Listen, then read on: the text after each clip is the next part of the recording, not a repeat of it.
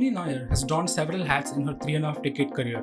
Born and raised in a Gujarati family in Mumbai, she began her career as a management consultant with A.F. Ferguson and Co. in 1985 after graduating from IIM Ahmedabad. She then went on to work at Kotak Mahindra Group in various roles for 19 years before deciding to start her entrepreneurial adventure, risking her family funds. She had set up Kotak's international operations in New York and London. When she left Kotak in 2012, she was the managing director of its institutional equities and investment banking divisions. To address the beauty needs of women, she started Nykaa the same year with no prior experience in retail, beauty, or technology. She was just a few months shy of turning 50 then. Her first and the only tweet, which has now become iconic, came on October 29, 2012, a day before Nykaa's website went live.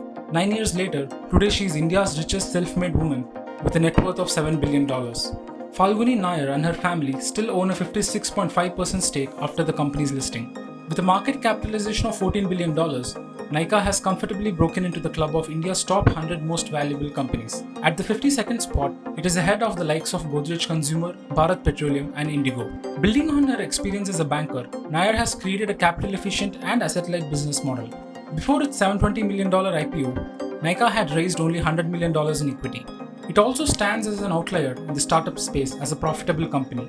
In FY21, it posted a profit of $8 million on a revenue of nearly $330 million. Startups that have recently gone public or are in the process of doing so, such as Zomato, Policybazaar, MobiKwik, Paytm, Oyo Rooms and PharmEasy, are all loss-making. As much as we celebrate Nykaa's listing, the ecosystem is not easy on women founders. We spoke with Sairi Chahal, the founder and CEO of women-only social network Sheroes, and MobiKwik co-founder Upasana Thakur, to understand the challenges that female founders face. Look, we all know this is a super exception. This is a super exception in this ecosystem. It's a massive rarity to have women build large companies. But I think a lot of this is that none of us expected to see this. You know, a lot of us haven't seen this happen in our lifetimes. If you're a woman who's starting late, then you're kind of written off. You really don't have a chance. And I think look at data. I think all data points to 22-year-old men from IITs hanging out with their tech bros. So I think that's the startup world we all know of, right? So you see very few successful women founders. You see very few women VCs. So you're typically the lone voice in the room, you know. So it's and building a startup needs a lot of cheerleading. And I think when you're a woman founder building late, when you're a woman founder building late a company for women, oh my God, that's like all things that don't add up, right? You don't even tick a single box there. So yeah, look, fundraising is hard for women. Look at data, women get less than 5% of the entire funding raised. I mean, for the longest time, somebody like me didn't apply to YC because they asked, I had a small child, how do you sort of do this, have a small child and, attend YC for 3 months, and until everything went online.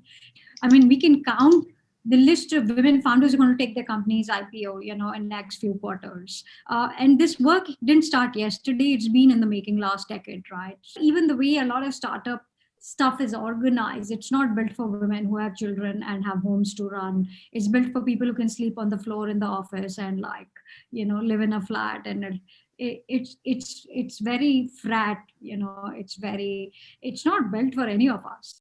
I don't think age and gender has anything to do with founding a startup and being successful at scaling one.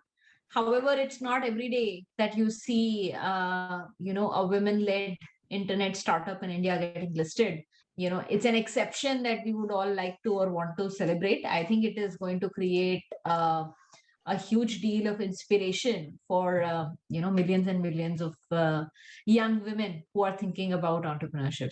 10 years ago when I was getting started, I have personally faced, and so have several other women that I know in the last several years, instances of reluctance, skepticism, cynicism, even discrimination, if you will. So it is not easy. And we are still breaking several ceilings. Age is a number. It's a question of our mindset.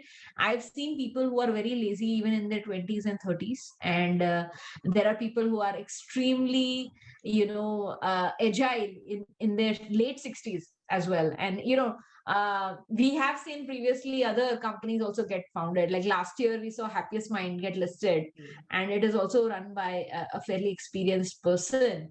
And so I don't believe that this myth also holds any factual reality to it. Venture capitalist Vani Kola, the founder and MD of Kalari Capital, spoke on the impact Nykaa's IPO will have.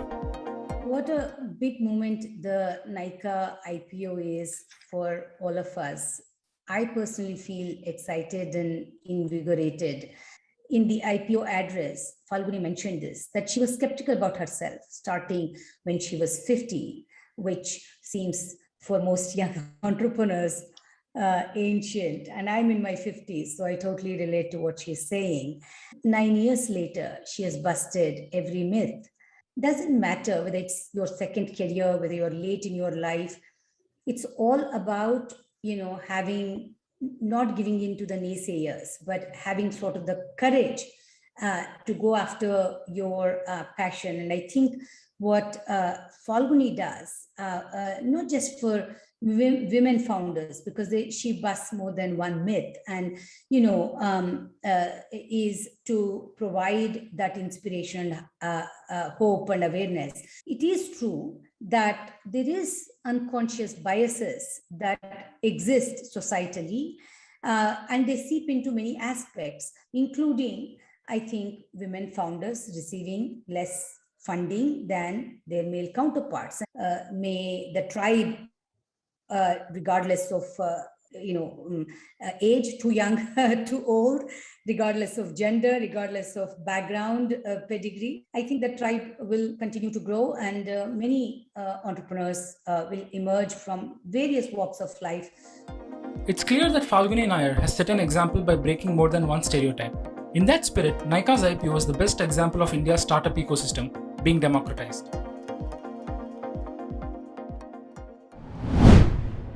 If you like this video, share it and subscribe to Business Standard. For more news, views and insights, log on to www.business-standard.com. Do also follow us on YouTube, Twitter, Facebook, Instagram, Telegram and LinkedIn.